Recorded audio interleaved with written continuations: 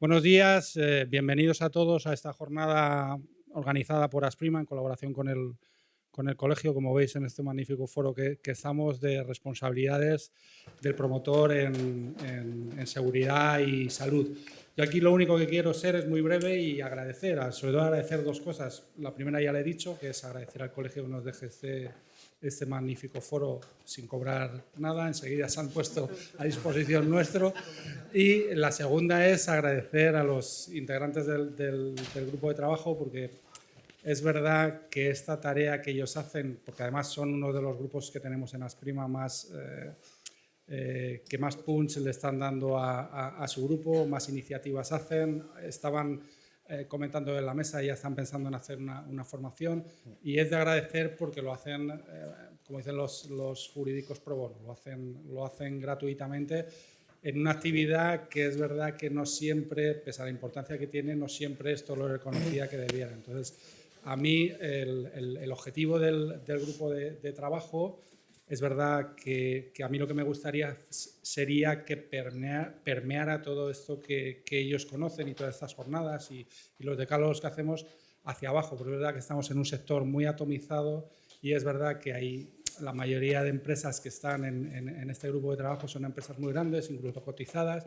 pero es verdad que cuando permeamos hacia abajo muchas cosas se nos escapan. Entonces el objetivo es que todo eso que ellos saben y todo eso que ellos generan y visibilizan, de alguna forma podamos extenderlo al resto de asociados más pequeños. O sea que muchas gracias, disfrutar de la jornada y Óscar, cuando quieras. Vale.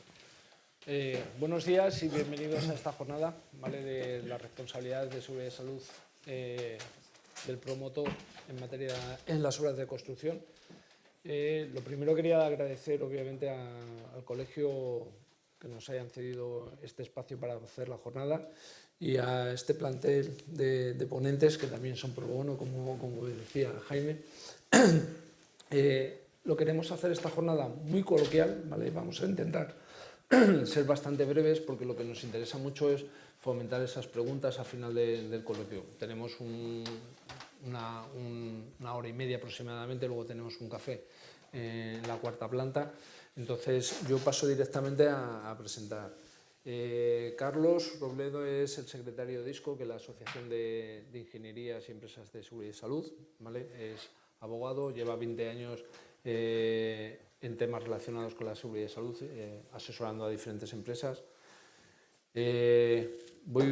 Javier Abad es el responsable de prevención de la promotora Estetis, ¿vale? Este biólogo lleva 20 años en obras de construcción, tiene una experiencia importante como promotor a la hora de contratar coordinadores y gestionar a esos coordinadores de seguridad y salud, con lo cual podemos hacerle ahora bastantes preguntas. Y por último, Jorge Heras es el director de la asesoría jurídica. Vamos a ver diferentes enfoques: responsabilidad civil, las funciones de los seguros, cuáles son las responsabilidades de los promotores a la hora de contratar esos servicios y un poco su expertise.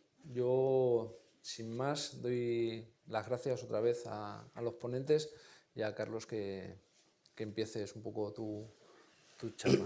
Muy bien, pues nada, buenos días a todos, muchas gracias al colegio y a Asprima por invitar a ISCO a participar, y sobre todo porque además me ha gustado lo que se nos ha encomendado, que es un buen ejemplo de integración, que es que a nosotros como representantes de las empresas de coordinación de seguridad y salud se nos pide, y es lo que se me pide y lo que voy a hacer en estos 10 minutillos, que es hablar de la responsabilidad del promotor.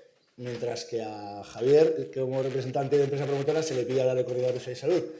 Y la verdad que solo por eso debo felicitar a Asprima, porque un poco por donde voy a ir es por eso, precisamente porque, aunque puede parecer raro, es que me parece destacable. Es decir, responsabilidades legales del promotor, si tengo que contar eso en 10 minutos, bueno, es un reto, ¿no? Yo creo que todos los que están aquí, todos ustedes conocen que cuando hay accidentes, todos están en el mundo de la construcción, por lo tanto todos son conocedores de cuando hay un accidente grave, mortal, pues al final se van a derivar hasta 4 tipos de responsabilidad legal, 4 digo, que son todas ellas compatibles entre sí, como son la responsabilidad administrativa, la sanción de la inspección de trabajo, el recargo de las prestaciones de la seguridad social, la responsabilidad civil y la responsabilidad penal.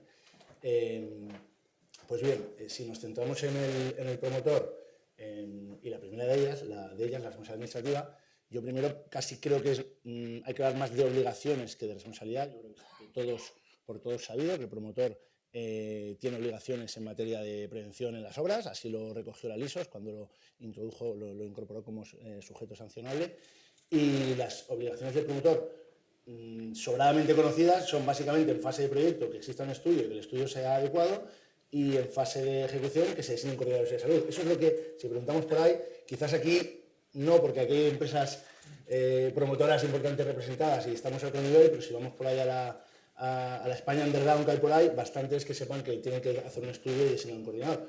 Lo que pasa es que hay más. En fase de proyecto hay dos temas que muy brevemente no puedo dejar pasar de comentar. Uno es vuelvo a hablar de integración, la integración de los principios de la acción preventiva desde el momento en el que se estudia el proyecto, se diseña, algo que en España no se hace.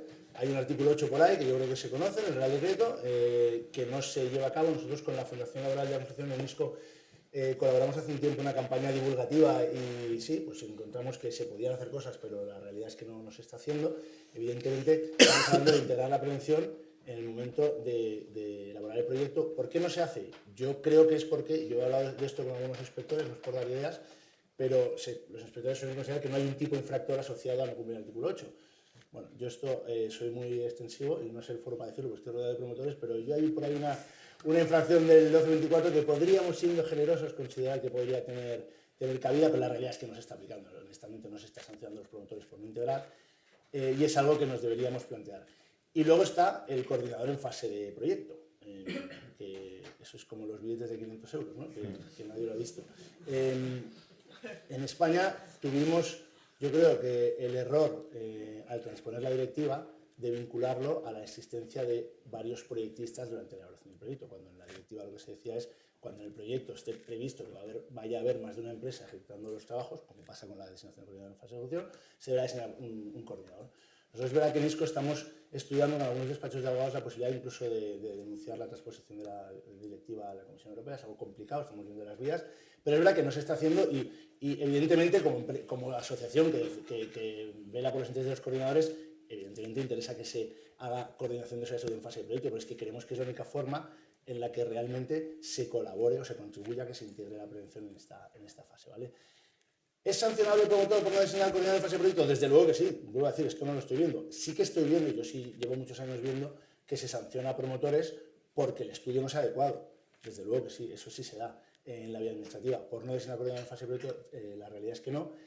Y luego, por último, en fase de ejecución, todos sabemos que, o parece, ¿no?, que el promotor lo único que tiene que hacer es designar coordinador. Designando un coordinador, tú cumples con tus obligaciones y ya no te sancionan.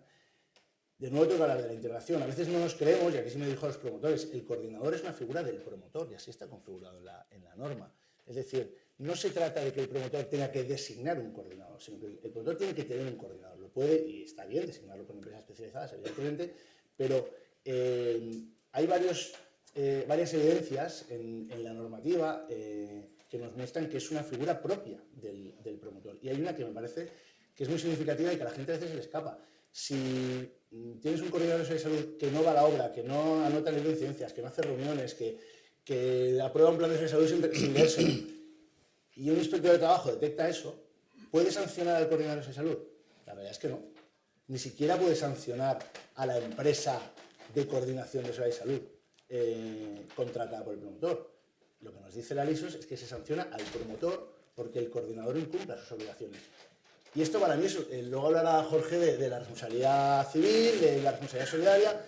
No estoy hablando de una responsabilidad solidaria del promotor por los incumplimientos del coordinador, estoy hablando de que nuestro ordenamiento dice que se sanciona al promotor por lo que no haga bien el coordinador, lo cual es como decir que el coordinador pertenece al promotor, y es lo que nos tenemos que creer, porque si no fuera así, sería de todo punto inconstitucional sancionar a una figura, a una empresa, por hechos de un tercero, por hechos ajenos.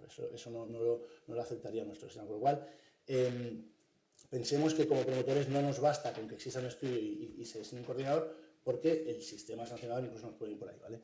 En cuanto a la segunda de las responsabilidades, que es el declarado de las prestaciones de la seguridad social, aquí es todavía más extensivo.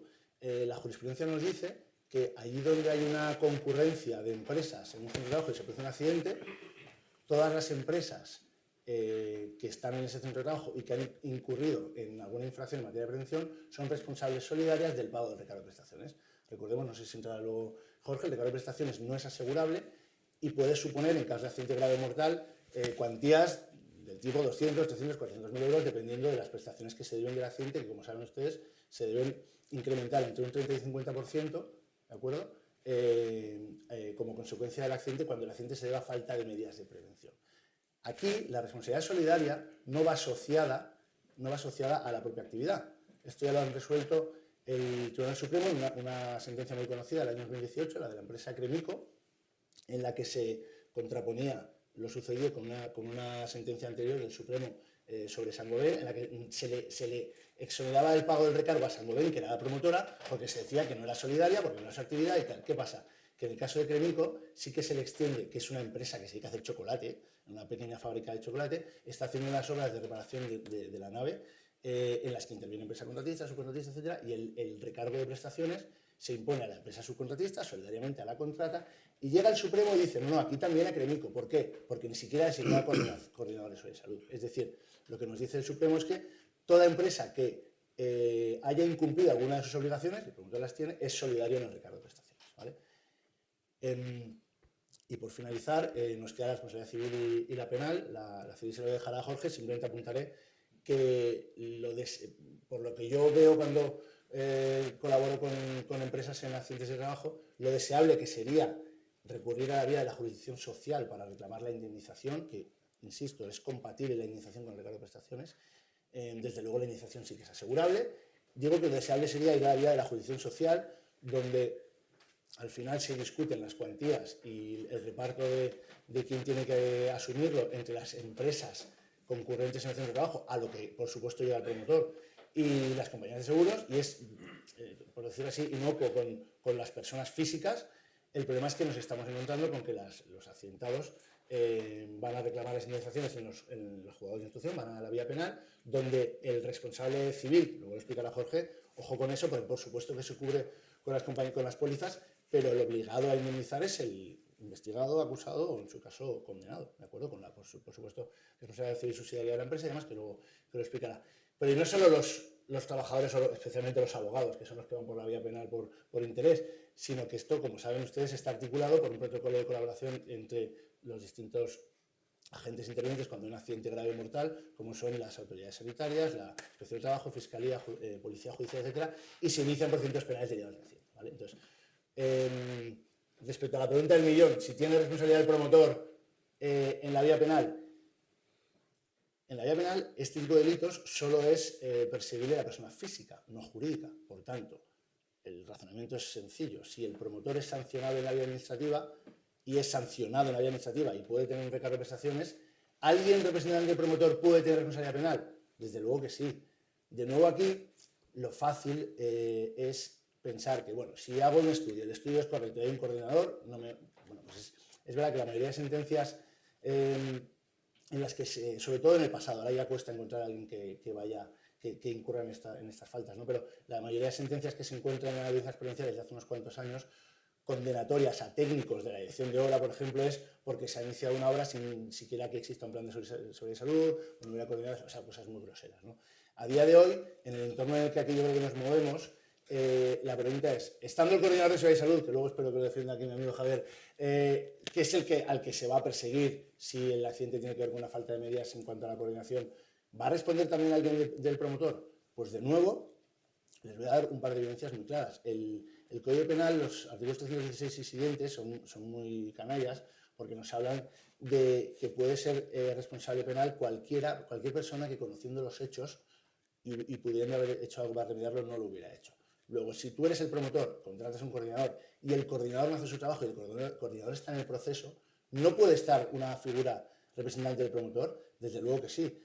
Y de nuevo, la propia Fiscalía, en una circular que yo creo que es conocida, que se publicó en el 2011 y que sigue muy vigente, decía sobre la atribución de la responsabilidad penal al coordinador que tiene su razón de ser, en que decía textualmente que el coordinador, igual que los restantes miembros de la dirección facultativa, tienen la potestad de anotar en el libro de incidencias las deficiencias que encuentren, paralizarlas sobre ella, y eso les hace una figura especialmente relevante en orden a ver la responsabilidad penal. Por tanto, se nos está diciendo por el ordenamiento que el coordinador se integra a la dirección facultativa y, desde luego, y acabo con esto, si el coordinador, que yo creo que todos tenemos claro que por supuesto no es el que ejecuta la obra, no tiene el deber de vigilancia, normalmente el tipo penal está más pensado directamente para las empresas contratistas y subcontratistas, que son las que el empresario en la obra, pero, como digo, si puede hacer cosas y existe el concepto de cooperador necesario en nuestro Código Penal, es decir, que con su inacción puede cooperar o contribuir a que se produzca una situación de peligro, la responsabilidad penal puede ser compartida, no es excluyente la de unos y otros. Por lo tanto, si todos estamos de acuerdo, y además es lo habitual, en que el coordinador puede estar investigado en un procedimiento penal por un accidente de trabajo, ¿cómo no lo va a estar aquel quien ha delegado? A ver, ¿cómo no lo va a estar? Puede estarlo perfectamente quien ha delegado sus funciones en el coordinador. Al final, igual que el director de zona de una constructora o el jefe de grupo o el jefe de obra que delega en el encargado puede o no estar investigado si lo está el encargado, lo puede estar cualquier técnico o representante del promotor que delega sus funciones en aquel que se integra en su propia estructura, que es el coordinador. Ante esto, y prometo que acabo, la jurisprudencia nos ha dado una solución, y yo es un poco con lo que quería concluir. En nuestra jurisprudencia se dice que uno se exonera de responsabilidad cuando en la delegación de funciones se acredita el cumplimiento de 3 requisitos. El primero es elegir bien. Evidentemente, si contratamos un coordinador que sea técnico competente, que tenga formación, experiencia, asociadas, todo esto podemos debatir lo que es elegir bien. Una cosa es cumplir la ley y otra cosa es elegir bien. Tú puedes exigir contractualmente lo que quieras para que el coordinador sea una persona bien elegida. La segunda es dar instrumentos. Aprovecho el foro para decir que hay que pagarlo, evidentemente, al coordinador. Dar instrumentos es darle capacidad para ejecutar su trabajo, darle autonomía, establecer un contrato con en el que tenga capacidad de llegar a todo su trabajo y si hace falta más coordinadores, pues designar más coordinadores, es decir, dar los medios para que aquel en quien tú delegas pueda cumplir con sus funciones. Y la tercera, que es el kit de la cuestión, se pide un seguimiento, un control. No estamos hablando de un deber de vigilancia, como ustedes lo pueden entender, respecto al recurso preventivo, el encargado de obra, etcétera, sino que en todo tipo de delegación de funciones, cuando uno delega, no basta con decir, no es que he designado coordinador, yo ya me he quitado. O sea, no, yo delego en él y lo que me aseguro es de que él cumple con sus funciones. ¿Cómo lo hago? Bueno, pues tenemos las reuniones, tenemos los informes mensuales y principalmente tenemos el contrato, es decir, establecer un procedimiento de lo que probablemente hablará Javier, cuáles son las funciones que le pedimos al coordinador y cómo nosotros vamos a procurar y garantizar o velar porque el coordinador haga bien su trabajo, porque, y ahora sí concluyo, no nos interesa que el coordinador pueda ser un responsable, desde luego, penal, pero es que no nos interesa porque hemos delegado en él y no nos interesa porque que él lo sea no implica que no pueda serlo alguien del promotor. Y con eso...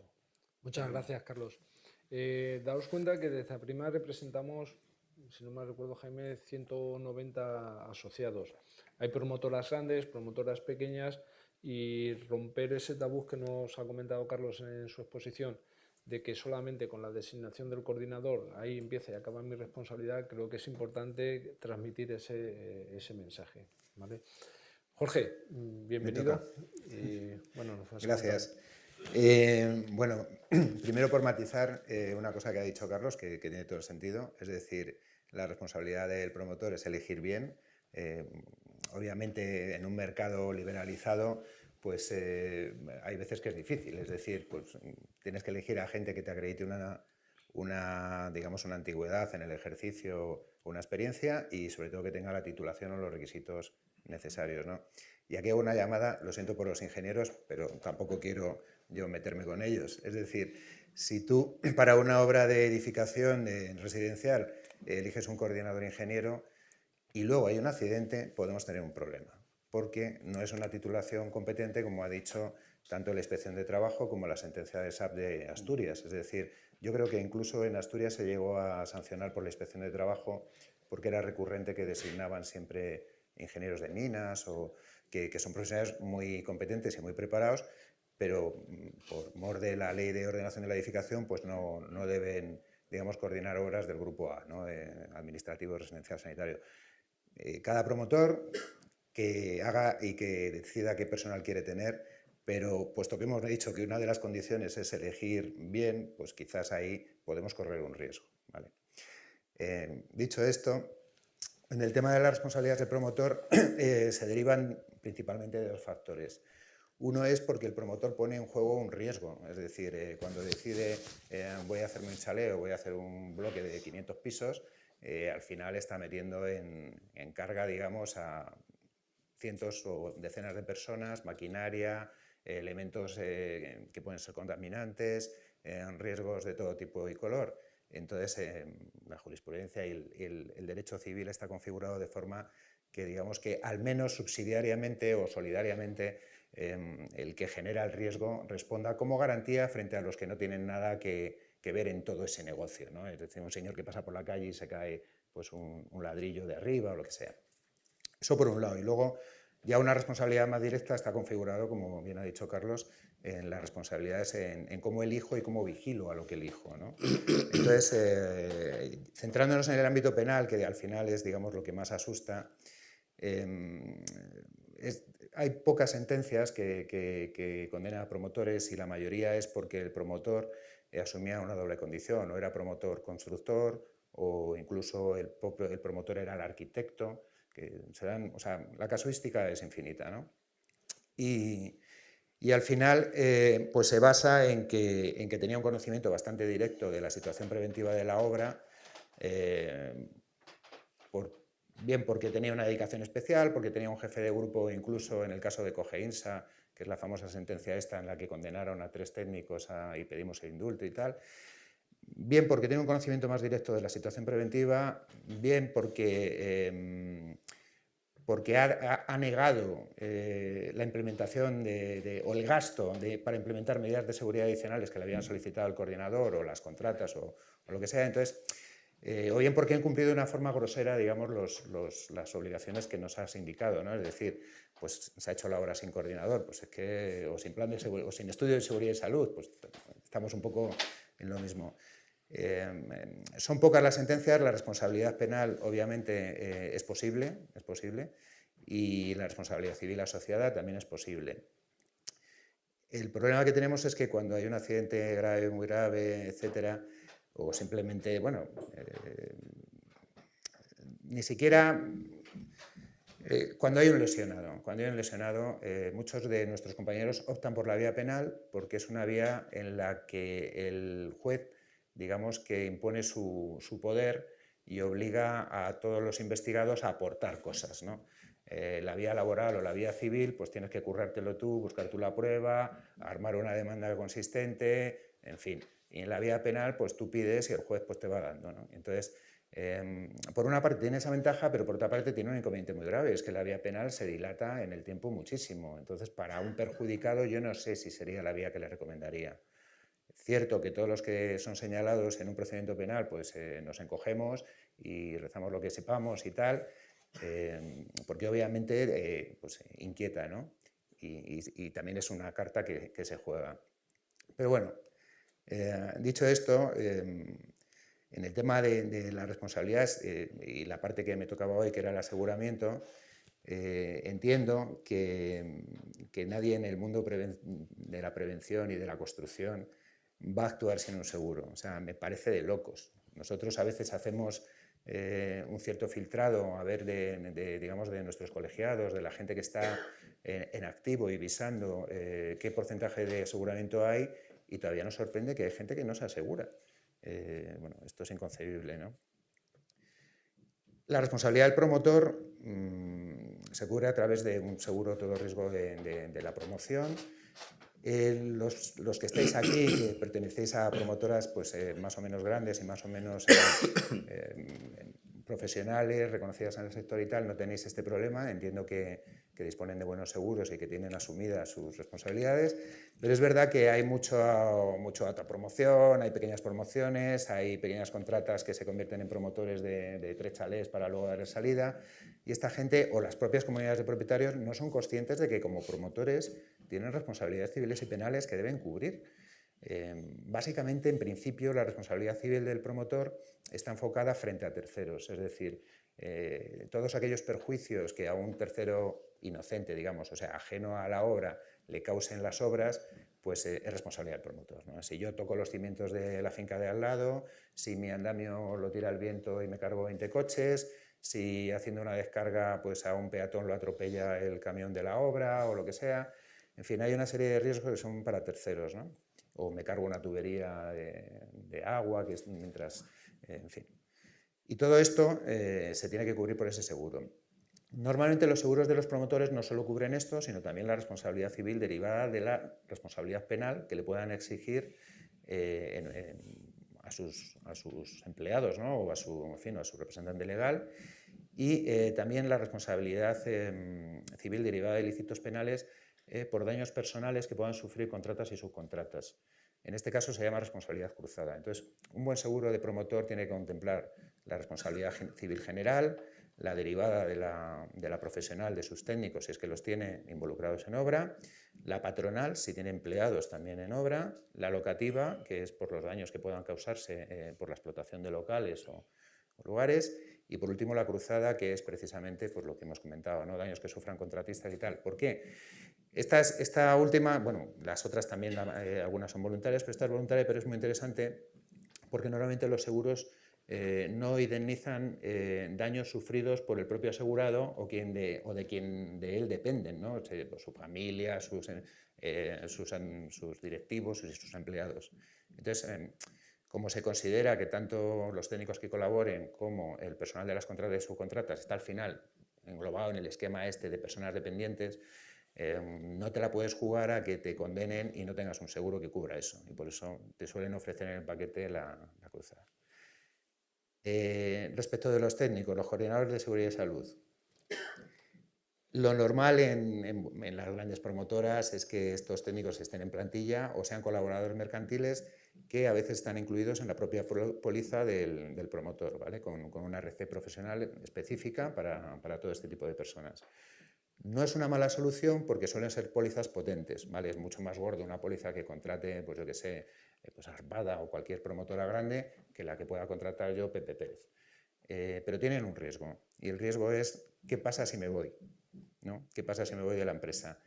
En principio, bueno, hay adendas, hay que nosotros proponemos que la compañía pues, te siga cotizando o te pague de una sola vez los años que te quedan para el caso de la dirección facultativa, porque no olvidemos que los coordinadores prácticamente cuando acaba la obra y cuando entregas y cuando tal, pues ya es difícil que te puedan imputar un accidente.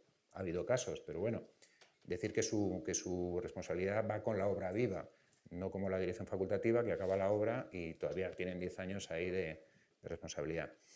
Entonces, hombre, un coordinador, digamos que se puede ir de una empresa razonablemente seguro si en las obras, hasta el momento en el que se ha ido, no ha sucedido un accidente o no tienes noticia de un accidente, ¿vale? Es muy recomendable que los coordinadores, cuando dejan una empresa o abandonan una obra, pues tiren del libro de incidencias y digan, oiga, hasta aquí, pongo la raya, que yo ya lo que pasa de hoy para mañana no es cosa mía.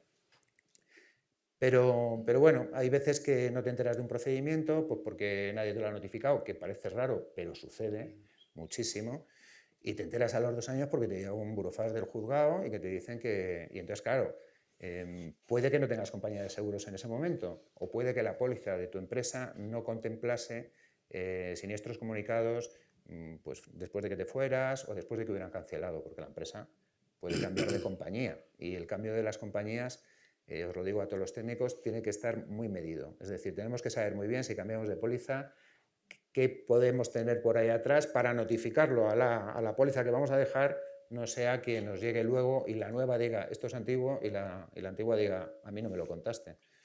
Entonces, bueno, si no tenéis claro que la póliza de vuestra empresa os da garantías, que por otro lado, sin ningún tipo de compromiso, yo me las leo y os digo, oye, pues pedirle que mejore esto, o es una buena póliza, o hablar con el corredor que seguro que sin cobrar os incorpora también alguna cosa que falta y tal. Si no tenéis claro, está la opción de hacerse póliza individual, ¿vale? Nosotros trabajamos con 2 tipos de pólizas para los técnicos nuestros. Musat está muy bien porque tú contratas una póliza de la cobertura mínima, que son 180.000 o 200.000 euros de coordinador, que vale 800 euros al año, o sea, no es un importe desmesurado, y que en función del PEN que tú coordines se puede ir hasta 1.200, que tampoco es, o sea, tú ponte el obrón del siglo, se te iría a 1.200, ¿vale?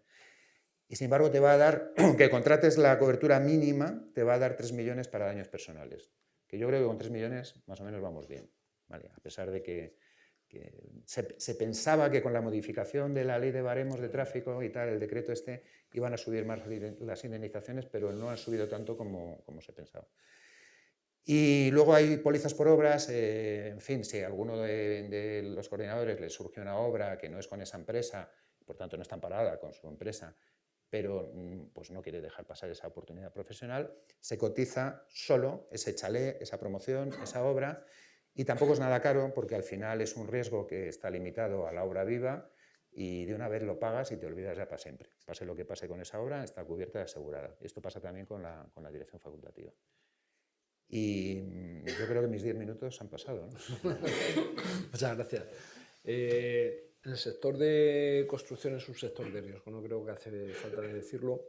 Y muchas veces hablan de los seguros, es decir, obviamente casi todas las promotoras, sobre todo las promotoras grandes, tendrán seguros de responsabilidad civil, incluso profesional, pero es importante que todos los agentes y toda la cadena de agentes que participan en esas obras de construcción lo posean, ¿no? Es decir, ¿por qué? Porque posiblemente el seguro del promotor vaya a actuar, pero posiblemente casi seguro que el seguro va a repercutir contra la gente que haya participado en ese proceso, encima con mayor posterioridad, con lo cual los seguros responden, pero repercuten luego contra los responsables reales de que han provocado el daño. Y eso es una de las cosas que yo creo que es importante de tenerlo en cuenta. No vale solamente como promotor, oye, tenemos un buen seguro, toda la gente que colabora en mi promoción tiene ese buen seguro, y ese concepto es importante. Ya no solamente estudios de arquitectura, sino empresas de ingeniería que participan con los arquitectos, etcétera, ¿no? Y obviamente el coordinador de seguridad. Al hilo de esto es importante que la póliza de vuestra empresa o del despacho de ingeniería o de arquitectura tenga expresamente excluida la repetición contra los técnicos de la propia empresa. Es decir, no va a ser que la empresa pague y luego diga, ven para acá que te lo voy a reclamar. Esto es una cláusula que se suele pactar, ¿sabes? Pero es que si no la pactas estás expuesto, o sea que está... Sí, claro. Las compañías luego al final quieren recuperar su dinero. Y por último, y no menos importante, bueno, Javier nos va a contar un poco esa responsabilidad que tiene el promotor a la hora de elegir correctamente al equipo que le va a ayudar a esa supervisión de las medidas de seguridad y salud en las obras, ¿no? Entonces, Javier. Pues nada, qué comentar, ya con Carlos ha quedado todo bastante encarrilado y sabemos de la responsabilidad que el promotor tiene respecto al coordinador de seguridad y salud. Entonces, ¿qué venimos viendo o qué ha venido pasando? Pues que la contratación del coordinador, ya lo ha comentado Carlos, ha quedado en algo menor, en algo de poca importancia y más como un trámite administrativo, lo has comentado bien, y no es así, ¿no? Tiene sus responsabilidades importantes el promotor y lo que tenemos que buscar es a esa persona, a ese profesional en el que vamos a delegar nuestra responsabilidad, pues tener las suficientes garantías de que va a cumplir bien su actividad, ¿no? Eso es fundamental, y cuando vamos a delegar la responsabilidad y podemos tener derivada la nuestra, ¿no? Pues es importante. Hemos hablado también que el coordinador se contrata en 2 fases. El Real Decreto 1627 establece para el coordinador para la fase de proyecto y para la fase de ejecución. Nosotros, yo por lo menos, nos vamos a centrar más en el coordinador en fase de ejecución, pero ya Carlos ha introducido también respecto a las responsabilidades que el promotor tiene, la importancia, bueno, que en la fase de proyecto ya dice al proyectista el Real Decreto que debería de considerar los principios generales de la Ley de Prevención, el artículo 15.1, pues debería de estar considerados. De ahí entendemos que el legislador también llegó a poner la figura del coordinador cuando vaya un proyectista para que eso no se desvirtúe, ¿no? No incido más ahí, pero sí respecto al estudio, que es otra de las obligaciones que tiene el promotor y que además están tipificadas su obligación en la ley LISOS, pues en ese momento de elaborar el estudio es importante que como promotor pues pudiéramos establecer criterios o estableciéramos criterios preventivos que nos gustaría que en nuestras obras pues se llevarán a cabo, ¿no? Medidas de seguridad más adecuadas, acordes a las técnicas, a la evolución. El sistema RSA me recuerda, ¿no?, de muchas veces que hemos hablado, pues es el momento en el que como promotor podemos ir estableciendo esos criterios preventivos que nos gustaría que nuestras obras tuvieran. Es importante, ¿no? Es ahí cuando lo tenemos que hacer. ¿Por qué? Porque a través del estudio ya sí que hay una obligación de que a la hora de desarrollar el plan de seguridad se contempla el estudio, nunca se puede ir a menos, y entonces sí lo podemos llegar a poner en práctica. ¿Qué pasa? Que el estudio de seguridad pues muchas veces se hace como se hace, en un momento en el que a lo mejor el proyecto no está terminado y bueno, de eso a lo mejor hablamos después. Centrándonos ya en lo que es el coordinador de seguridad en fase de ejecución, pues Carlos también lo ha explicado, pero hay que insistir para comprenderlo bien. O sea, no podemos creer como promotor que nuestra responsabilidad al contratar el coordinador, y fíjate que yo esto me ha costado a lo largo de mi carrera entenderlo, porque siempre tenía en la cabeza, hace mucho y después de hacer ciertos cursos que Carlos sabe bien que he hecho, lo he llegado a entender, por delegar las funciones no te las has quitado, las has delegado, pero la responsabilidad sigue siendo hacia ti, ¿no? Es más, la ley LISOS sí que no establece que se pueda, lo has comentado tú, que se pueda sancionar al coordinador, a quien se sanciona es al promotor. Y no solo en la ley LISOS se establece esa sanción, esa infracción respecto a no designar al coordinador, sino hay dos tipificaciones, dos artículos, ¿no?, que establece que una es por no asegurar, porque por el coordinador no realizar sus funciones adecuadamente respecto a lo que es presencia, atención a la obra, y más que supervisión es colaboración, ¿no?, desarrollar sus funciones. Y luego cuando además hay otra, que es cuando el coordinador, a través de no realizar bien sus funciones, pues se pueden dar situaciones acrecentadas de riesgo en la obra. Entonces son dos tipos, pero que van dirigidas esas sanciones hacia el promotor. Entonces, claro, ¿cómo conseguimos como promotor asegurarnos de que no nos van a sancionar y que se llevan bien esas funciones por parte del coordinador? Bueno, es fundamental que nos aseguramos de determinados aspectos y es a través del contrato, ¿no? No podemos establecer, bueno, en principio del contrato, que es donde emana todo. Entonces, a la hora de realizar el contrato, es muy necesario que lo estudiemos bien y establezcamos adecuadamente. Primero tenemos que establecer unas condiciones, ¿no?, para saber que ese técnico que nos van a nombrar pues es suficiente. Habitualmente los técnicos han venido siendo parte de la dirección facultativa, esto ha sido muy habitual, y luego hay técnicos independientes que ejercen su labor y cada vez más habitual hay empresas especializadas en coordinación de actividades empresariales, en servicios de prevención y demás, que ponen a sus técnicos a disposición, ¿no? Son las 3 fórmulas normales de contratación. Lo primero que tenemos que evitar, por lo menos así lo entendemos, es que el coordinador en el ejercicio de sus funciones pues las pueda estar influenciado que pertenezca, por ejemplo, a la dirección facultativa. Tiene responsabilidades cruzadas también, o que pertenezca al propio promotor dentro de pues, un departamento, o que pertenezcas a un técnico del servicio de prevención del promotor o incluso de la empresa de la contrata principal, ¿no?, que tienes en la obra, la constructora. Hay responsabilidades cruzadas que van a influir en el ejercicio de sus funciones y eso pues, va a llevar que su función a lo mejor no la realiza adecuadamente hacia el promotor. Ya empezamos a ver ahí ciertos problemas. Otro aspecto a tener en cuenta es que tenemos que asegurarnos de que tenga suficiente solvencia técnica. Ya lo ha comentado también, es que tiene que ser obligatoriamente un técnico profesional con su titulación adecuada, arquitecto técnico, ingeniero técnico, depende de las competencias y demás, eso lo vas a explicar tú mucho mejor. Eso es obligatorio, pero luego es recomendable, y yo así lo entiendo, es que tenga una formación en prevención de riesgos laborales. O sea, es fundamental que conozca de qué va este tema.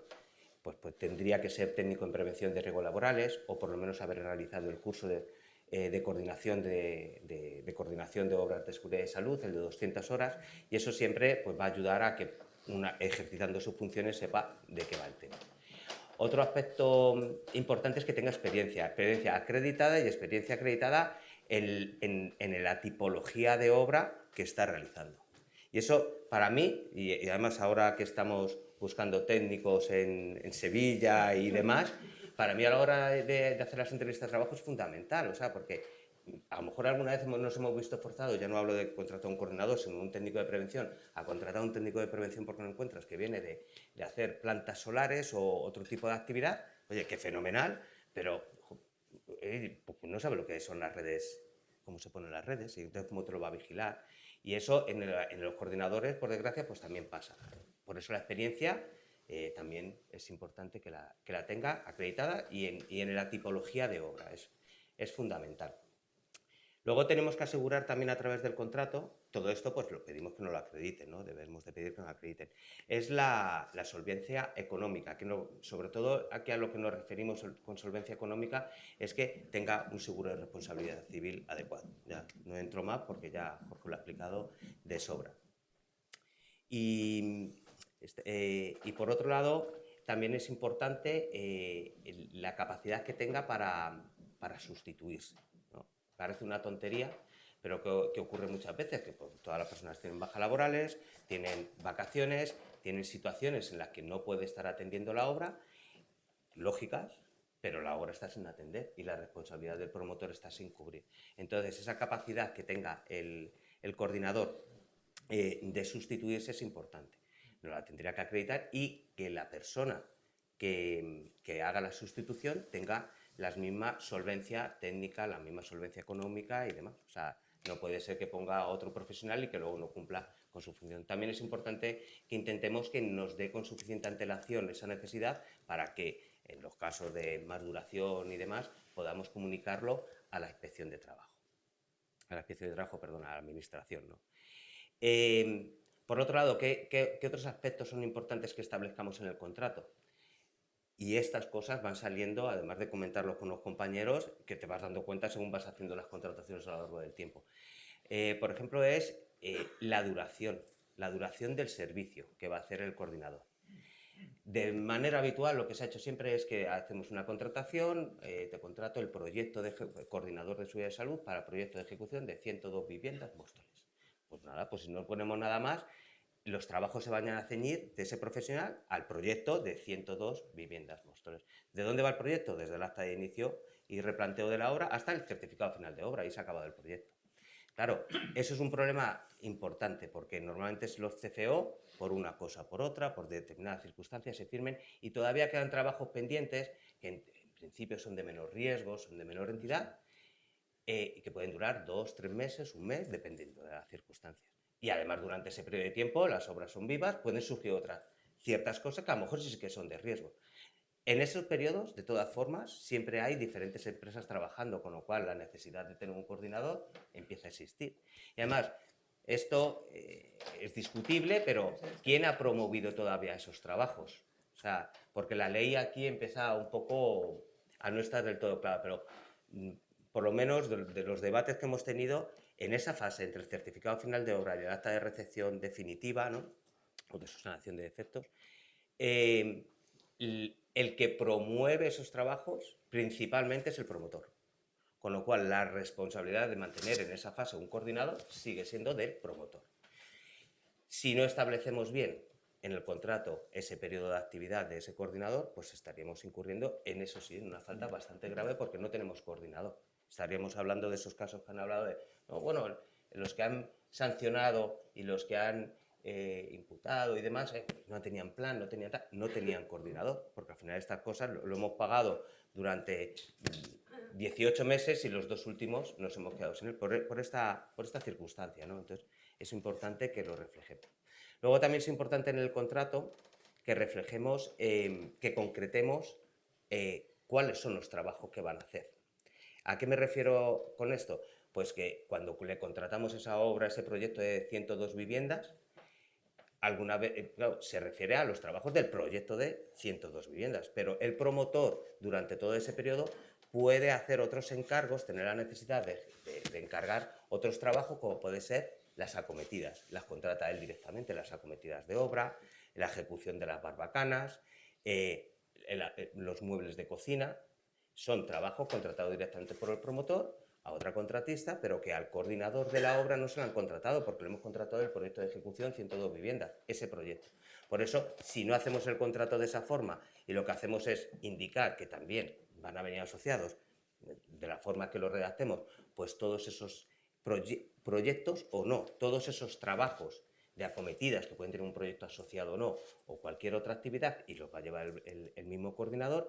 Eso es una ventaja importante tanto para el promotor como para el coordinador, porque nos hemos encontrado situaciones que lo que se hacía era solo contratar al coordinador y luego decirle, oye, que también te tengo que contratar esto, o contratar a otro coordinador.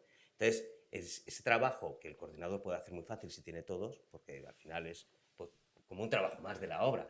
Tendrá que estar atento, eso sí, sin decir que es a menos de que a lo mejor tiene que hacer unas aprobaciones de plan de seguridad porque son otros planes de seguridad, o por lo menos tener conocimiento de los documentos de gestión preventiva porque no tiene que tener plan de seguridad, tiene que hacer reuniones, o sea, que no estoy minusvalorando ese trabajo, pero lo va a hacer de forma más sencilla y además más eficaz que si son coordinadores diferentes. Creemos que es una recomendación fundamental, ¿no? Yo, si queréis, un poco, como para nosotros era muy importante todo el concepto este de preguntas, ¿vale? Vamos a dar paso a las preguntas. Tenemos 3/4 de hora aproximadamente para que os animéis, pero también transmitiros un concepto básico. Para el promotor también es muy difícil seleccionar esa función de coordinador, ¿no?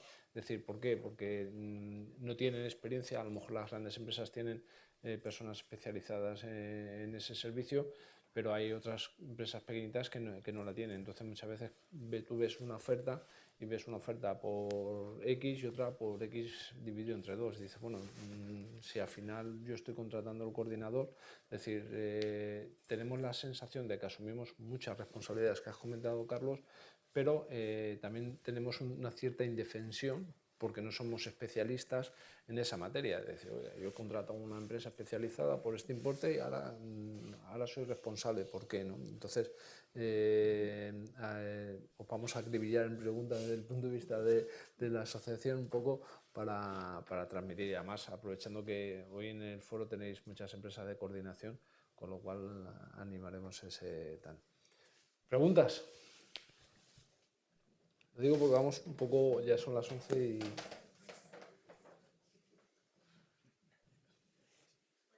Por ahí. Yo soy coordinadora de seguridad en obra y mi pregunta es, si un promotor paga, en mi caso yo pertenecía a un SPA, ¿vale? Si le paga 3 visitas en obra, si fuera de estas 3 visitas hay un accidente, ¿quién tiene la responsabilidad si el coordinador el día del accidente no está presente en obra? Es una buena pregunta. Jorge, ¿qué opinas? No, a ver, yo lo primero es que yo nunca recomiendo a los promotores que hagan contratos de designación de coordinador limitado al número de visitas. Tú puedes establecer un número de visitas mínimo, pero luego hay un disclaimer muy sencillo, ¿no? Es decir, en todo caso, porque además es obligación legal del coordinador que está designado. El coordinador no tiene una vinculación de presencia, es el coordinador de salud de la obra, está designado. Entonces, como promotor, no hablo desde el lado del coordinador, del lado del promotor, me interesa establecer la salvaguarda del coordinador. Como mínimo hará 3 visitas todas las semanas, porque es obligatorio por contrato, y en todo caso hará todas aquellas que, de acuerdo con la actividad que se esté llevando a cabo en la obra y con el seguimiento que él haga, responsablemente considere que necesita hacer para verificar determinadas cuestiones. Es decir, tú tienes que dejar como promotor al coordinador la gestión, la libertad y la gestión y la autonomía para hacer el seguimiento de la obra. Eso sí. Por otro lado, y ahora le dejo a Jorge, mi visión es, o sea, vamos a ver, es que las preguntas siempre, en este caso, para mí es muy sencillo responder en plan abogado. Un juez de instrucción puede llamar como investigado a quien le considere oportuno, y eso está pasando. Entonces, ¿puede llamar como investigado al coordinador? Por supuesto que lo va a llamar. ¿El coordinador tendrá defensa diciendo que han delegado en unas funciones, que hay un contrato, la aportará? Pues probablemente. El valor que le dé eso al juez, eso no está en un sitio. No sé si me explico. Yo creo que en tu caso, 3 visitas a la semana o 3 visitas al mes. Así. A ver, esto es un poco como a veces que nos ha puesto Jesús Esteban el ejemplo, ¿no? Que te dicen, oye, que tienes que operar con velas. Nada, yo para adelante, con guantes de boxeo. Sí, para adelante. Yo al final con palillos de chinos. Si a todo decimos que sí, sabiendo que con eso no tenemos suficiente, pues ya empezamos mal. Entonces, Si con 3 visitas al mes tú consideras que la coordinación es suficiente por el tipo de obra y más o menos está tal, el que pase o no pase un accidente es indiferente, que sean 3 visitas, 2 o 10, ¿sabes? Mientras la coordinación esté bien llevada, tengas tus anotaciones en el libro de incidencias, hayas hecho tus CAEs, en fin, un poquito hayas reportado este tipo de cosas. Ahora, si es una obra de las que de verdad están entrando y saliendo subcontratas, contratas y pericontratas todo el puñetero día, si tú está paquetizada, si con 3 visitas al mes no vamos a ningún lado. Y entonces, claro, hay un accidente y ¿qué pasa? Que ha faltado coordinación, porque no se han hablado entre 2 empresas y al final, por lo que sea, pues catapum. Tú vas para adelante, tengas contratado lo que tengas contratado, 3, 10 o 500 visitas. O sea, tú tenías que coordinar y no has coordinado. Ahora, ¿que el promotor va a ser responsable contigo? Casi seguro que sí.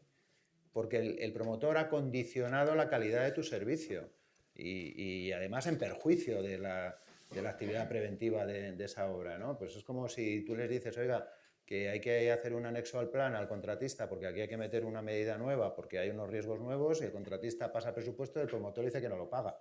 Pues también el promotor ahí tiene su parte de responsabilidad. Pero vamos, fundamentalmente, olvidaros del número de visitas que os contraten. Si no hacéis bien la coordinación, vosotros vais para adelante, eso seguro.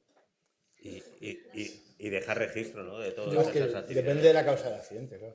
Yo tengo una pregunta también, es decir, me animo, ¿no? Es decir, al final un poco, hasta ahora hemos estado hablando de la responsabilidad del promotor, que me parece muy bien, la responsabilidad penal del coordinador, pero un poco, al final, el contrato mercantil que no están cumpliendo las condiciones muchas veces son las empresas de coordinación, es decir, te enfrentas cuando tienes que seleccionar una empresa de coordinación, pues coordinadores que tienen ese concepto de visita, pero la visita puede ser una jornada, 10 minutos, coordinadores que tienen 20 promociones, que realmente, y eso no lo controla el promotor, obviamente, porque él ha asignado un trabajo a un coordinador.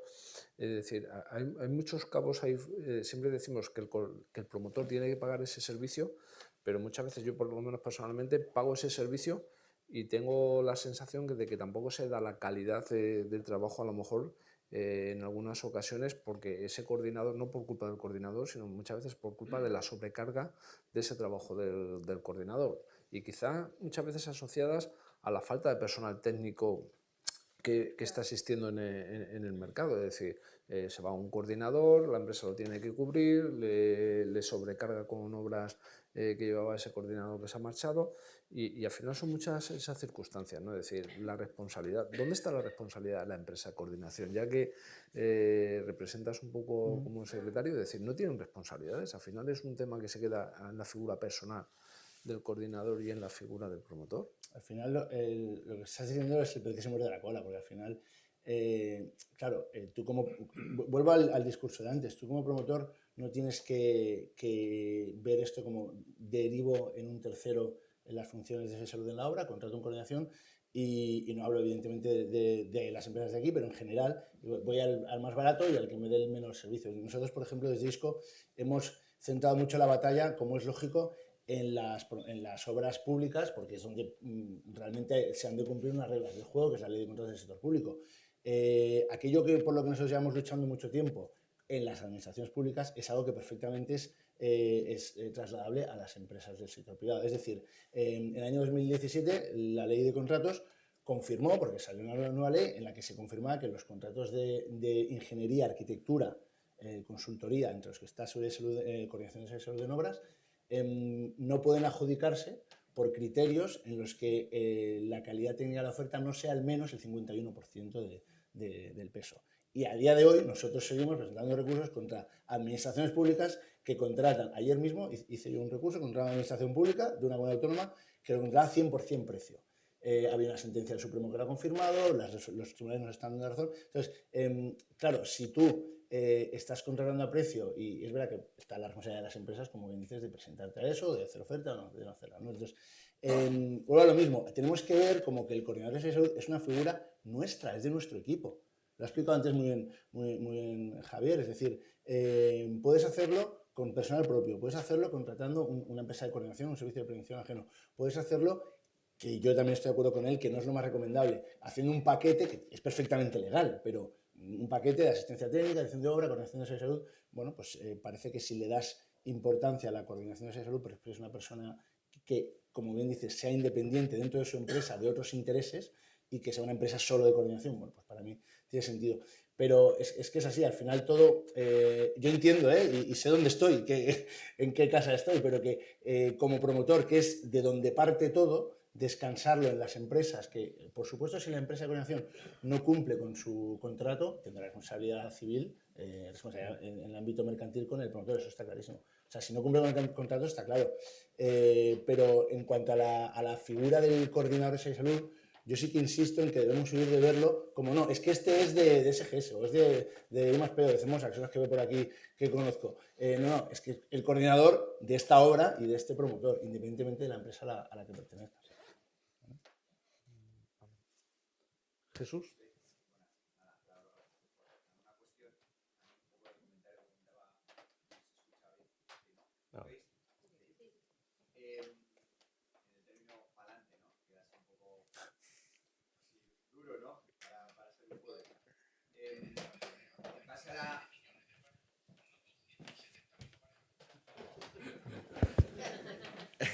¿Se escucha? Bien, fenomenal. No, en relación a lo que, poniéndome la camiseta del colegio, lo que venimos también detectando desde el colegio con las famosas sentencias por conformidad. Un poco por explicarle a la audiencia o daros, o sea, que le podéis dar vuestra visión de, estoy pensando más Jorge o en Carlos, ¿no? Como abogados en ejercicio y al pie digamos, de estas cuestiones en el día a día. La Fiscalía ha publicado que más del 70% de las sentencias condenatorias, o sea, no se esconden, son por conformidad, con lo que implica que no se ha celebrado el juicio.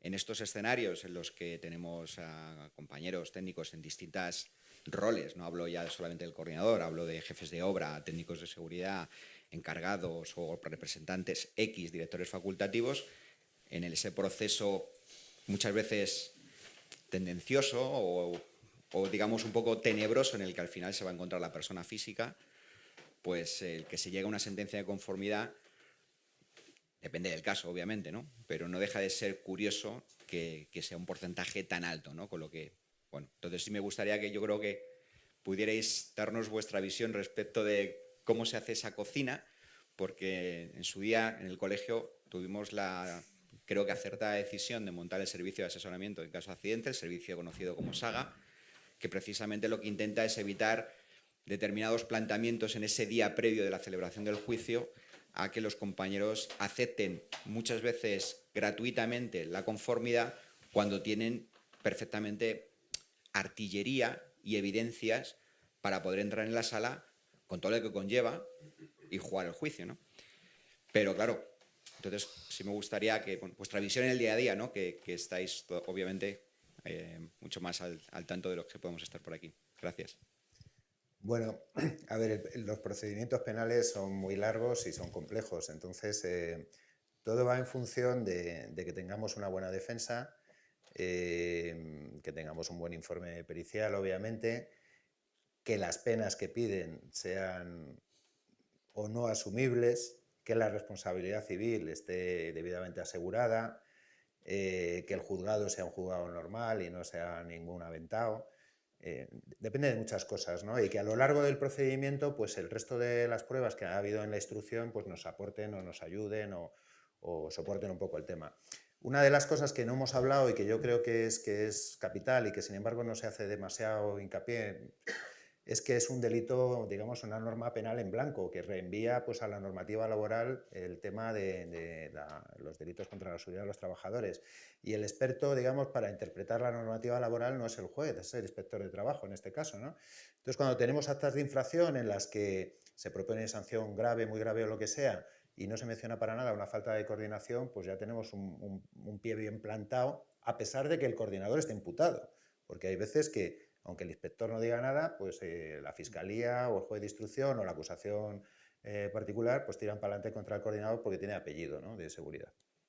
Entonces, dependiendo un poco de muchas cosas, de lo que diga el informe del Instituto Regional, de lo que diga, pues te puedes plantear si esto se pelea o no. Si tienes todo a favor, pues los abogados queremos pelearlo. Otra cosa es que el acusado pues esté acojonado, que también es un factor a tener en cuenta, ¿no? Y hay veces que es que te hacen una oferta irrechazable, ¿no? Como diría el padrino. Entonces, bueno, depende de muchas cosas. También es cierto que los juzgados a veces aplican demasiada presión para alcanzar acuerdos, pues porque van mal de tiempo, en fin, mil cosas. Por un lado es bueno, porque estamos evitando igual algún tipo de condena que podía caer a cambio de, digamos, condenas mayores, a cambio de conciliar una pena mínima. Se debe en parte a que ha desaparecido la presión que algunos sindicatos hacían de a muerte, ¿no? Con la sangre de mis sindicatos estáis construyendo el patrimonio inmobiliario español y este tipo de discursos que te llevaban a la imposibilidad de alcanzar acuerdos. Hubo una época en el 2000 que es que no podías cerrar ningún acuerdo pues porque se oponía frontalmente los sindicatos y la Fiscalía tenía instrucciones de no conformar. Entonces era para conformar una pena tenías que proponerse al fiscal que estuviera en ese momento en la sala, el fiscal lo subía al fiscal jefe, el fiscal jefe hablaba con no sé quién y al final, después de 4 horas, pues se había fumata blanca o no. Y luego también es cierto que un procedimiento por siniestro laboral en el que hay una multitud normalmente son varios, no solo, digamos, inculpados, sino que también hay un montón de testigos, la inspección, el técnico del instituto, los compañeros del fallecido, la familia. Es muy traumático, o sea, son procesos largos, las vistas pues, pueden durar varias horas y la verdad es que sale sudando tinta china. Y para la persona que está pues, ahí pendiente de un hilo también es muy traumático y también es muy duro. Y es una cosa, perdóname que me extienda, pero yo insisto mucho, cuando tenemos un accidente, la parte jurídica y la parte aseguradora son complicadas y generan mucho estrés a los técnicos. Pero no debemos olvidar que lo peor de todo es que alguien ha perdido la vida o se ha lesionado definitivamente. Entonces, ese daño personal que afecta a una vida y que nos repercute de una manera, digamos, indirecta, el día de la sala es muy real, ¿no? Ver ahí a la familia y aunque han pasado años normalmente, pero bueno, suelen ir los hijos, suele ir la viuda, Entonces, a veces no está mal evitar esto. Yo no sé, Carlos, cómo lo ve, pero... Pues has dicho grandes verdades. Yo sí que daría un consejo por lo que has dicho. Ante un juicio penal por accidente de trabajo, el único que quiere celebrar es el abogado, porque ni el juez ni el fiscal quieren, el inspector y los técnicos, que algunos estéis por aquí del instituto cuando os toca y tampoco os apetece. Entonces, no, como bien ha dicho Jorge, se trata de tener una buena defensa, tenerlo bien armado, tener una buena pericial. Entonces, prefiero celebrar, evidentemente. Entonces, yo por eso digo, si algún día os veis en estas y tu abogado te está diciendo no vayamos a celebrar, ahí sí que yo obedecería. Sí. Porque si tu abogado no lo declaro, realmente, o porque te tiene miedo a ti, o porque realmente la cosa está complicada. Es cierto lo que dices, hay otros muchos factores. Los jueces de lo penal ni los jueces de instrucción no están especializados en sentencia laboral. Ha dicho Jorge, los juicios penales duran muchas horas. La mayoría de los que yo he conocido duran días, se señalan varios días. Hay muchos informes, muchos periciales, muchos investigados, muchos acusados, muchos testigos. Y son juicios en los que, como ya has dicho, al ser un delito en blanco, la cuestión de fondo es técnica, es eminentemente técnica, es si la eslinga podía soportar ese peso, y claro, a los jueces ahí les da muchísima pereza. Hay mucha gente involucrada, insisto, de verdad presionan o sea, realmente presionan para llegar a acuerdos, es que presionan. Y ahora se ha complicado más, porque no sé si sabréis que con la nueva ley de enjuiciamiento criminal, que yo creo que entra en vigor ahora en abril, la reforma, ahora ya la conformidad se ha contemplado en la ley como una fase previa al juicio obligatorio. Entonces, hay una conformidad previa a la celebración del juicio que ya se estaba haciendo y que ahora ya está recogida en la ley. Entonces, digamos que se invita efectivamente a conformar. A mí, bueno, pues lo dicho, ¿no? O porque no tienes bien defendido o porque lógicamente cada uno es de una manera y el técnico, el jefe de obra, el encargado, tiene miedo a las consecuencias y cuando le ofrecen un acuerdo que no se puede rechazar entre 6 meses, 9 meses, la inhabilitación profesional la podemos negociar, la acotamos. Bueno, pues a mí me parece bien. Lo único que me parece un poco, cuando menos, iba a decir vergonzoso, y lo he dicho, por parte de la Fiscalía, es que se jacten de que ese 75% de conformidades no lo venden en sus memorias anuales como tal, sino que venden que el 75% de procedimientos que llegan a la fase de juicio se resuelven con sentencia condenatoria. Eso es cierto. La conformidad, no olvidemos, es una sentencia condenatoria. Sí. Y añaden lo que denota la calidad de nuestros escritos de calificación y la buena labor de... Seamos serios, o sea, pero es que esto nos está conduciendo a eso. Y luego se nos pide mucho jurisprudencia en este tipo de foros, que jurisprudencia aquí poca. Y luego hay un dato añadido. Pensad que va, pues yo qué sé, se sigue contra el jefe de obra, el contratista principal, el encargado de la subcontrata, el coordinador de seguridad y salud. Tenemos 4 tíos ahí, incluso 5 o 6 puede haber más. Y entonces 3 de ellos dicen, venga, compro conformidad. Y nuestro técnico dice que no, coño, que yo lo he hecho bien. Bueno, pues el juez dice, aquí o conformáis todos o entramos todos para adelante al juicio. O sea, se celebra. Aquí no digo vosotros ya una pena y vamos a ver qué cae. Entonces, claro, los otros 3 le ponen los pelos como escarpias y te agarran del cuello y conforma, que me vas a hundir la vida. Entonces, pues al final es otro factor más, ¿no? Tus propios compañeros de banquillo están apretando para que tú también conformes. El sistema está pensado para, digamos, despejar un poco el día a día de los tribunales. O sea, de hecho, pues eso, lo que dice Carlos, te señalan 3 días de vistas y conformas el día 1, pues han quedado 2 días libres para otras cosas, ¿no? Que también eso es importante. Yo creo que también es importante, y además lo comentaba Jorge, cuando hablamos siempre de las responsabilidades del promotor, nos aparece la responsabilidad penal, sobre todo, que es la que nos da miedo, ¿no? De decir, o en general, pero casi todas las empresas, sobre todo las empresas grandes, tenemos un código ético, es decir, no tenemos que perder en ningún momento de vista que estamos hablando de personas, de trabajadores, de familias, etcétera, que tendría que estar por encima de todo, ¿no? Entonces, todos los agentes, y desde APRIMA es una de las cosas que hemos intentado fomentar desde el principio, todos tenemos que poner nuestro granito sobre la mesa para ayudar a mejorar la seguridad y salud en las obras de construcción, ¿no? Es decir, y yo creo que tiene que ser ese enfoque, aparte de todo lo demás, nunca lo podemos perder, ¿no? Porque si el día que perdamos ese enfoque, habremos perdido el concepto más importante, ¿no? Es decir... A mí me parece muy oportuno tu comentario, porque estaba pensando exactamente lo mismo. Solo se habla de temas de abogados, de cómo te defiendes, pero no hablamos del principio, ¿no? Y no hablamos de esa persona que ha tenido un accidente y demás. Entonces, me parece muy acertado. Además, ya que hablamos desde ASPRIMA y desde el promotor, también hay que un poco indicar a los promotores que la prevención no es solo el coordinador, toda la documentación que nos da, y cómo vigilamos que lo ha hecho bien, qué persona tenemos dentro de la organización que vigila, que controla, que mira que en esos estudios se pongan las cosas, esos criterios de seguridad, cómo se hacen los contratos, qué nos está reportando el coordinador, lo está haciendo bien. Y luego es que hay muchas más responsabilidades en el promotor derivados de la ley de prevención, como cualquier empresario.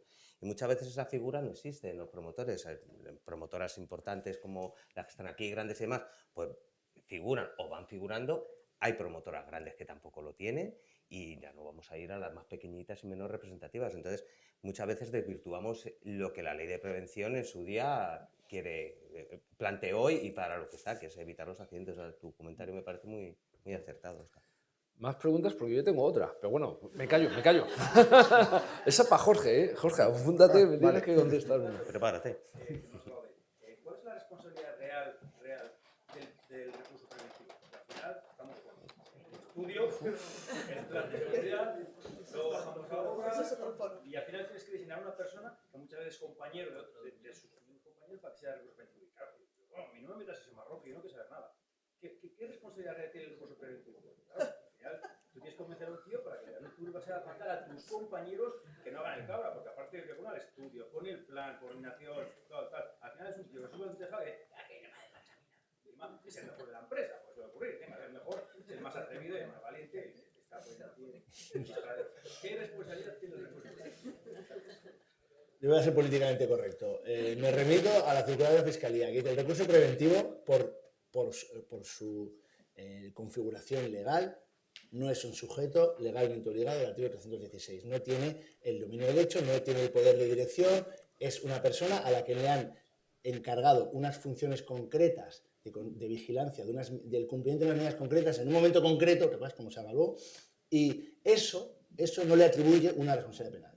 Otra cosa es que si nos vamos a LinkedIn y vemos condenado, claro, es que era el jefe de obra. Entonces, si hacemos recurso preventivo al encargado del jefe de obra, tendrá responsabilidad penal porque es un delegado del empresario, es una persona que tiene gente a su cargo, organiza el trabajo. La atribución del cuestionable rol de recurso preventivo a una persona no le confirma la responsabilidad. ¿Domingo? Una pregunta sobre el tema de repasos. Estudio. También. Pues sí, puede llevar esa coordinación.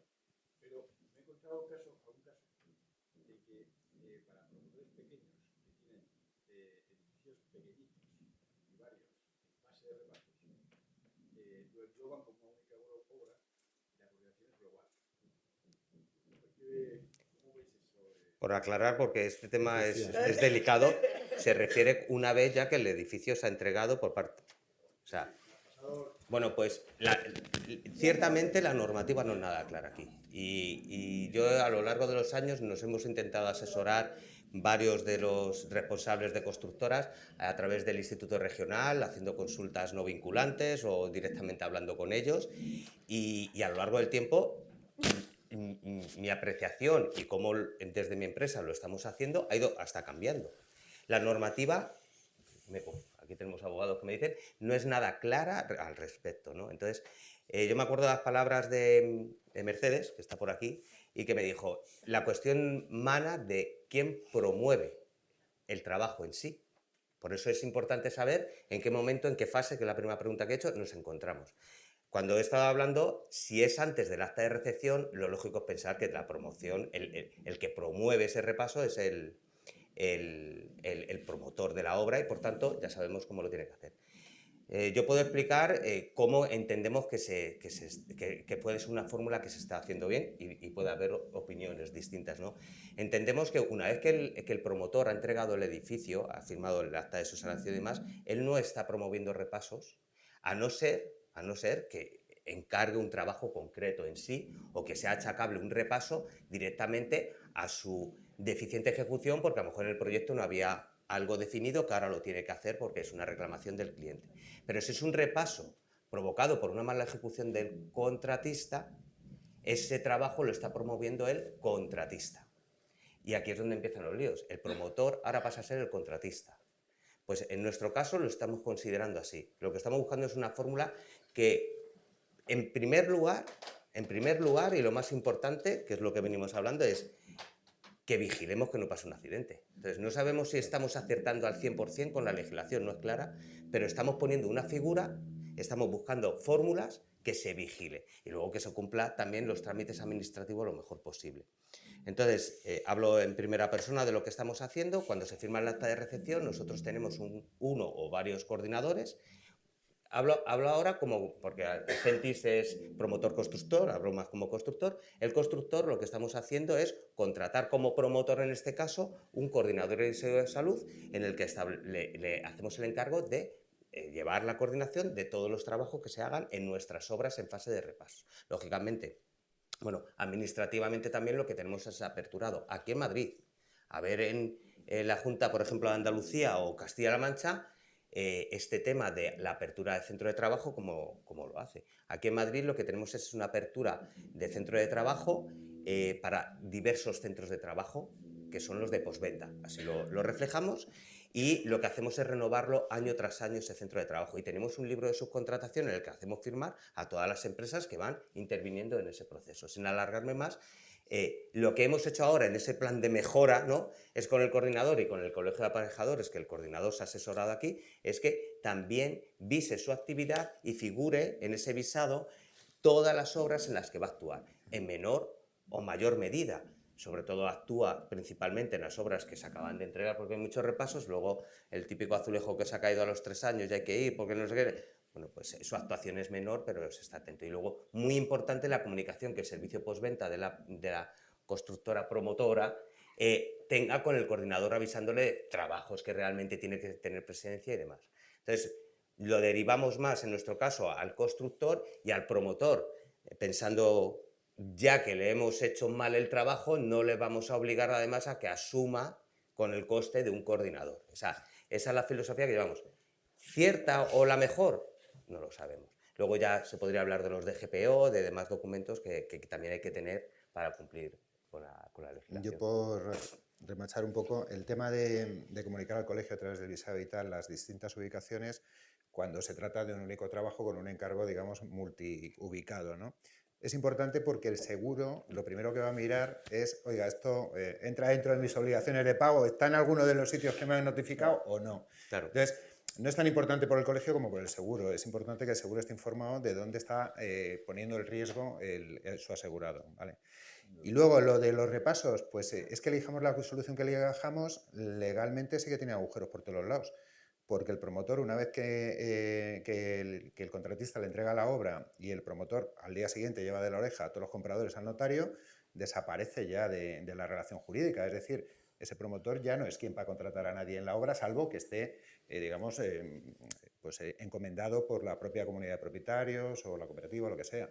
Pero él va a seguir contratando servicios de coordinación, hablará con la contrata o cogerá parte del dinero que le ha retenido para contratar por su cuenta con una tercera empresa. Y luego estos trabajos son parte de la coordinación del proyecto básico, porque es que muchas veces ni el de ejecución lo tenemos ni lo conocemos hasta el final del todo. O son obras sin proyecto, o es una coordinación de obras sin proyecto. Entonces, todo. Hay que elegir una solución, me da lo mismo. Sinceramente yo creo que no es tan importante que elijamos bien como hacer las cosas bien, como dices tú, ¿sabes? El que haya un coordinador, el que se vigile, el que se integre a la prevención, todo esto. Pero yo no tengo la solución, o sea, jurídicamente hay agujeros por todos los lados, creo. Yo tenía una pregunta, me adelanto, porque no he conseguido en todos estos años tener una contestación clara. Y ahora te voy a poner coordinación, visada, no visada, libro de incidencia registrado. ¿Cuál es la diferencia? Yo te lo digo. Que alguien me explique algo. Yo te lo digo. A ver, por lo menos nuestro colegio, en Madrid. Nuestro colegio asocia servicios al visado, ¿vale?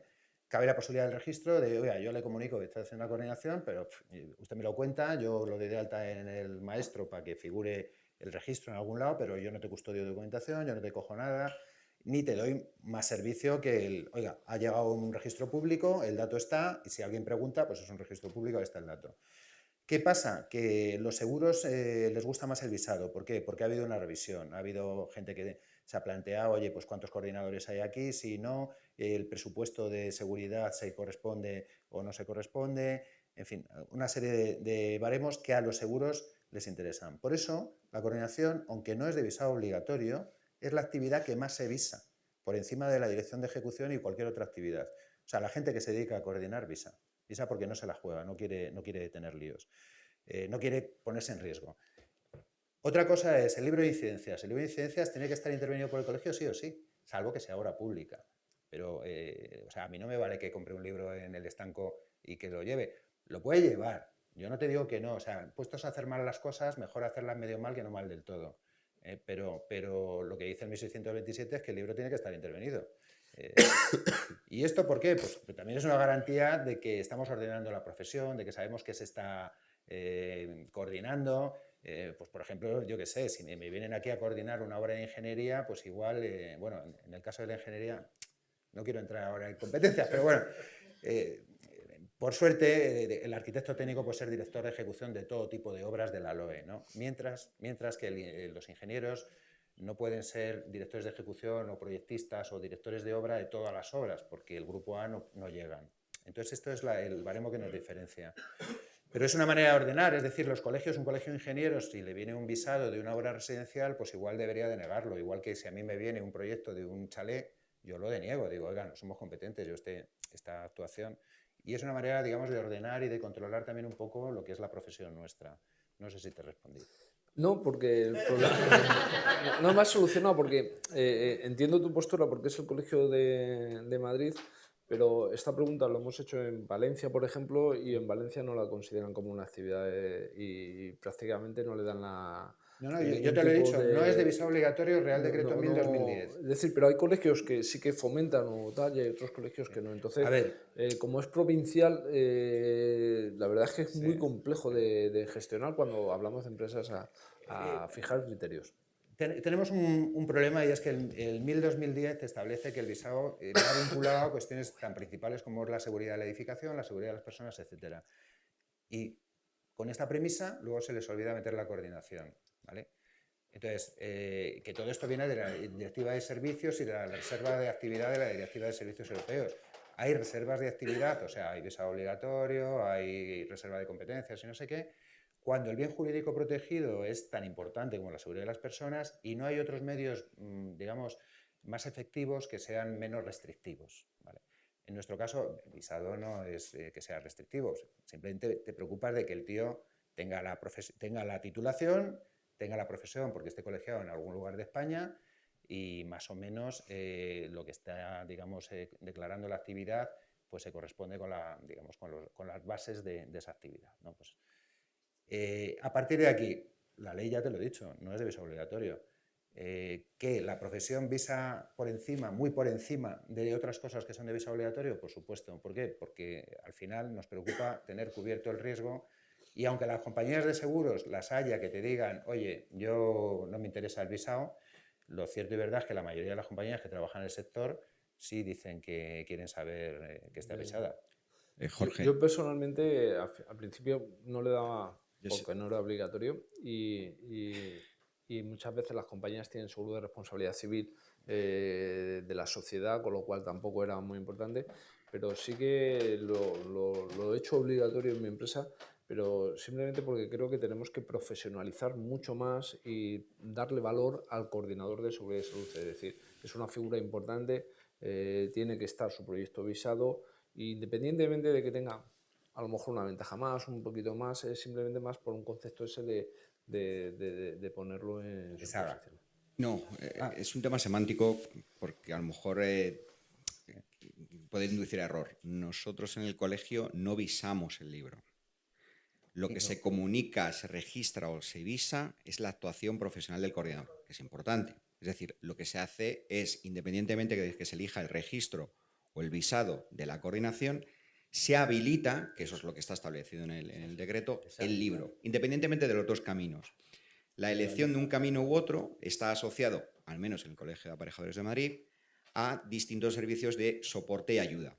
Pero un mero registro de esa actuación de coordinador diligencia el libro el colegio con el pack de servicios mínimo minimorum, vamos a decirlo así, y por el contrario el visado lo que hace es más la actuación, digo en el libro porque hay colegios fuera, incluso creo que de nuestra profesión de aparejadores e incluso de otros colegios que sí hablan del concepto visado del libro. No. Esa habilitación. Pero lo digo para aclarar en concreto lo que de aquí podemos decir. Lo que pasa es que hay colegios, yo no sé si de nuestra profesión o no, fuera de Madrid, que sí sé de otras titulaciones, que obligan al visado para habilitar el libro. Es decir, igual que nosotros tenemos otra opción de registro, y a través del registro te habilitan el libro de incidencias, en otras titulaciones, si quieres habilitación por parte del colegio del libro, tienes que visar. Mal hecho porque el decreto de visados dice lo que dice. Entonces, es un tema, muy de acuerdo es un tema entre los colegiados y su colegio. Sí. Muy de acuerdo contigo en que el visado además te denota cierta seriedad por parte del técnico. Es decir, es un técnico que se preocupa, que quiere que su colegio intervenga, que quiere ofrecer garantías y que los ciudadanos conozcan que en fin, que es un profesional que está colegiado, que sus encargos los somete al colegio y tal. El coste es relativamente pequeño y desde luego lo que es el diligenciado del libro es al margen. Lo que pasa es que si tú visas la coordinación, el diligenciado y el libro en sí mismo no se cobra. Con lo cual, si por un lado registras por ahorrarte 20 euros y luego te tienes que pagar el diligenciado del libro, que eso es sí o sí, pues al final te sale lo comido por lo servido. Lo que está claro es que por lo menos, y tenemos por aquí, los técnicos del Instituto Regional lo exigen como tal, o sea que, y sin embargo nos seguimos encontrando con muchos coordinadores respecto al libro, respecto a la habilitación del libro, y sin embargo seguimos encontrando muchas coordinaciones que no está ese libro habilitado, o sea que esa parte sí que hay que hacerla. Bueno, la habilitación es una garantía de que el libro va asociado a una obra en concreta, en una ubicación concreta, con unos intervinientes concretos. Si no, te coges el libro en el estanco y puedes poner ahí lo que te dé la gana, ¿no? Esto ya no puedes alterarlo, ese número de habilitación no se asocia a ninguna otra intervención. Vale, últimas preguntas. Sé que las Anas, que estáis las dos, pues empieza Ana. Va para Javier. Como promotor, para estar tranquilos, ¿cómo podemos tener un seguimiento de lo que hace el coordinador, qué herramientas o qué se podría exigir, ¿no? Y si eso en los contratos con las empresas de coordinación también deberían quedar reflejados, ¿no? Porque muchas veces es, bueno, pues contrato coordinador y, bueno, pues ya me mandará, me irá informando, o, bueno, no, es decir, ¿qué herramientas? Bueno, ¿Qué es lo que deberíamos...? Sí. Eso también hay que establecerlo en el pliego de condiciones, o por lo menos una recomendación en el pliego de condiciones del contrato que establezquemos, ¿no? Se ha hablado antes de cuántas visitas, y ha explicado Carlos que no hay que poner un número de visitas concreto, lo que sí que establecer es que como mínimo va a asistir a la obra un número de veces y que será en condiciones de los riesgos y del volumen de obra y de las condiciones que haya. Le pondremos un mínimo, pues normalmente en nuestra empresa ponemos un mínimo de una vez a la semana, pero es un mínimo. Eso no quiere decir que tenga que ir más veces o cuantas veces se requiera, tanto por nosotros como promotor o por las necesidades que haya de la obra o un accidente o la inspección de trabajo o cualquier circunstancia. O sea, es un mínimo y ya está. Y luego a nosotros nos gusta establecer otros... que quede documentada toda su actividad, porque al final legalmente, y esto Carlos lo explicará y Jorge mejor, legalmente al final hay que tener herramientas para defenderte y por eso los registros famosos son importantes, porque al final un accidente va a haber que demostrar que hemos hecho nuestra actividad, no porque hayamos ido una vez, es que me contrataron 3 visitas, no, es que tengo que demostrar que he hecho mi actividad de coordinación y lo vas a demostrar dentro de 3 o 4 años o cuando sea el juicio. Entonces nosotros lo que establecemos es, además, que hagan actas de coordinación y figuren y se refirmen actas de coordinación. Es un documento que pedimos. Que lo hagan en conjunto, ya siempre tengo, y Óscar lo sabe bien, este corazoncito de promotor-constructor, en conjunto con el constructor, da exactamente igual, mientras que firme el acta y en ese acta haga figurar que está haciendo sus responsabilidades de seguimiento de la cadena de subcontratación, de seguimiento de los accidentes, de seguimiento del plan de seguridad y salud, muy un poco rápido, y de que se adecúa a la realidad de la obra, que se hacen anexos, que ha ido la autoridad. Todo eso tiene que figurar. No solo lo que, si hacemos el acta en común, quiere que figure el contratista, por supuesto. Su actividad tiene que quedar bien reflejada, firmada y aprobada. También es importante que haga de esas visitas o bien actas de la visita en sí, diciendo qué indicaciones ha dado. Sí, es importante puntualizar que no transmite sus funciones respecto a las del técnico de la contratista, sino que se ciña a sus responsabilidades, creo que es el artículo 9, ya me lío, a su responsabilidad de coordinador, pero que haga actas de la visita o que su visita quede reflejada en el libro de incidencia y haga ahí las anotaciones. Si lo hace a través de las actas, siempre es bueno, igual que hay ciertas aprobaciones de procedimientos que no lo hace como anexo, que en el libro vaya reflejando pues, que hemos hecho un acta de seguridad, que se ha hecho una visita, que se han dado ciertas indicaciones y luego a lo mejor se desarrollan en un acta. Eso es bastante importante. Luego, algunas veces, no siempre lo pedimos, pero también es adecuado que pida que haga un informe mensual, un reporte de la información al promotor para estar informado de pues, qué visitas has hecho, qué ha pasado, has paralizado los trabajos, no se han paralizado, qué accidentes ha habido y cómo va la evolución de los accidentes. Ese tipo de cosas sí nos parece importante, sobre todo porque exigimos al coordinador que haga su actividad, nos aseguramos que la hace, por lo cual nuestra responsabilidad está cubierta y además que le va a venir bien a ambas partes, esto es una colaboración mutua, si tenemos algún problema futuro. Ana, la última pregunta y además aprovechamos luego en el café podéis... Perdona.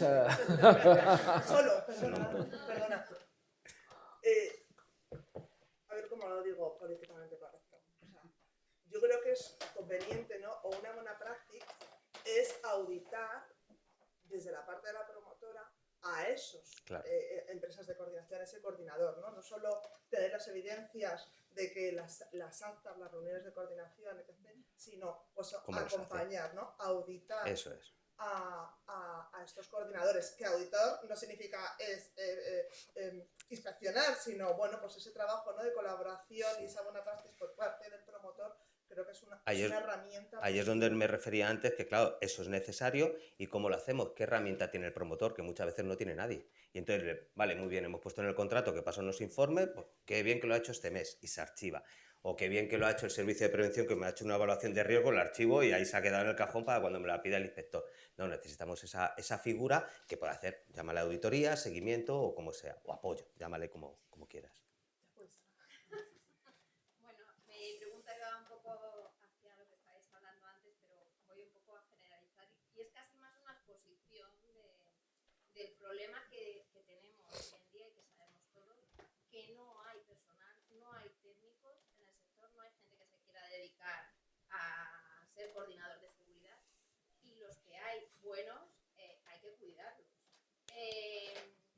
¿Tenéis alguna forma de detectar si hay coordinadores, además, que están inhabilitados precisamente por todos esos acuerdos que se cierran con una inhabilitación? Porque es que yo he peleado con abogados que te he dicho, es que el coordinador ha hecho bien su trabajo, es mejor un buen acuerdo, sí, pero yo no quiero que inhabiliten a un coordinador que ha hecho bien su trabajo durante a lo mejor 6 meses, que ese profesional que yo lo voy a cuidar, le voy a aguantar los 6 meses haciendo cualquier otra cosa, pero que si está en la calle y no tiene una empresa que le respalde, es un autónomo a lo mejor, se queda en la calle durante 6 meses y no puede ejercer su profesión. Entonces, yo entiendo que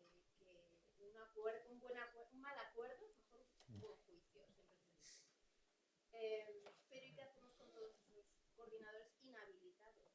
Y además, se te presenta gente a entrevistas y no sabes si ese coordinador está inhabilitado o está en ese momento. ¿Hay algún registro? No lo sé. Sí, ¿El sí, colegio sí, que me sí. asegure? Sí, hombre, a nosotros los juzgados y el Consejo General nos notifican los acuerdos o sea, nos notifican las sentencias de inhabilitación.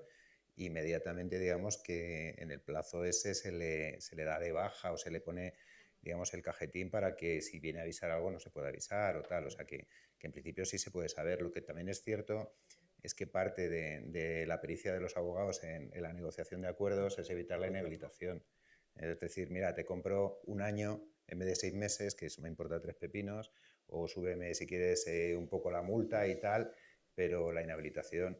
O hay veces que la inhabilitación que te proponen no te impacta, ¿sabes? Porque la inhabilita para el ejercicio de la función de dirección de obra. Dice, bueno, pues muy bien, si yo era coordinador, sí, ¿sabes? Obras de naves industriales. Sí, sí, o sea, que hay veces que lo centran tanto que esto es un poquito lo que los abogados manejan, ¿no? Igual que las conformidades sean por un delito culposo del 317 y no el doloso, ¿no? Para que luego no tengas una condena previa dolosa y puedas suspender si tienes otro accidente, que nunca... En fin, es un poco el juego del trilero, ¿no? De mover ahí vasitos y elegir lo mejor. Pues muchas gracias. Quería volver a agradecer al colegio este espacio y este edificio maravilloso, aunque sea muy protegido, Jesús. Y a nuestros ponentes de hoy, pues toda la expertise que tenéis y que nos habéis sabido transmitir. La verdad es que ya no hemos pasado el tiempo, pero era para estar otra hora acribillándoos a preguntas. Muchas gracias. A vosotros. Y por supuesto,